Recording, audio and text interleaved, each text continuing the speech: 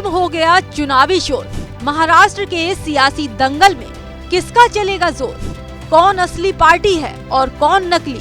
इन तमाम सवालों का जवाब मिलेगा 23 नवंबर को, जिसके लिए बुधवार 20 नवंबर को महाराष्ट्र की सभी 228 सीटों के लिए मतदान होगा। महाराष्ट्र में इस बार विधानसभा चुनाव काफी दिलचस्प होने वाला है। इस तरह का मुकाबला सूबे के इतिहास में पहली बार देखने को मिल रहा है, जहां 6 बड़े सियासी दल 2 बड़े गठबंधन के तहत चुनाव लड़ रहे हों।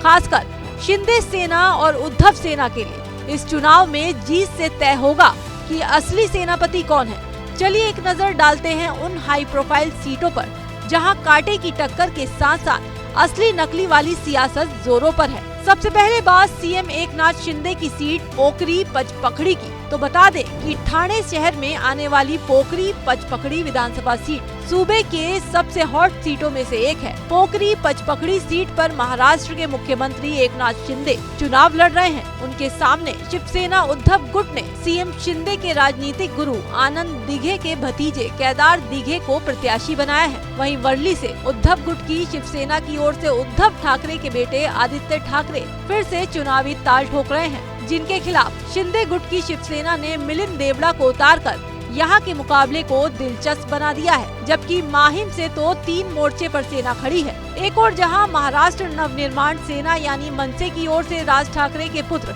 अमित ठाकरे मैदान में है, तो दूसरी ओर शिंदे गुट की शिवसेना ने फिर से मौजूदा विधायक सदा सरवणकर को चुनावी मैदान में उतारा है। वहीं उद्धव गुट की शिवसेना ने महेश सावंत को माहिम से कैंडिडेट बनाया है। वहीं बायकुला में शिंदे गुट की यामिनी जाधव के खिलाफ उद्धव गुट के मनोज कामसुतकर चुनावी मैदान में है। जबकि डिंडोशी में शिंदे गुट संजय निरूपम और उद्धव गुट के सुनील प्रभु के बीच कांटे की टक्कर होने वाली है। बात करें कल्याण वेस्ट की, तो यहाँ शिंदे सेना की ओर से विश्वनाथ भोईर और उद्धव सेना के सचिन बसारे आमने सामने हैं। वहीं अंधेरी ईस्ट में शिंदे गुट के मुरजी पटेल के खिलाफ उद्धव गुट के ऋतुजा लटके ने मुकाबला रोमांचक कर दिया है। जबकि मागा ठाणे सीट से शिंदे गुट के प्रकाश सुर्वे और उद्धव गुट के उदेश पाटेकर के बीच टक्कर भयंकर होने वाली है। वहीं भांडूप में शिंदे गुट के उम्मीदवार अशोक पाटिल और उद्धव गुट से रमेश कोरागांवकर एक दूसरे के सामने हैं। बता दें कि मुंबई, ठाणे और कल्याण में ही करीब 18 ऐसी सीटें हैं जहां दोनों सेना के उम्मीदवारों के बीच सीधा मुकाबला है।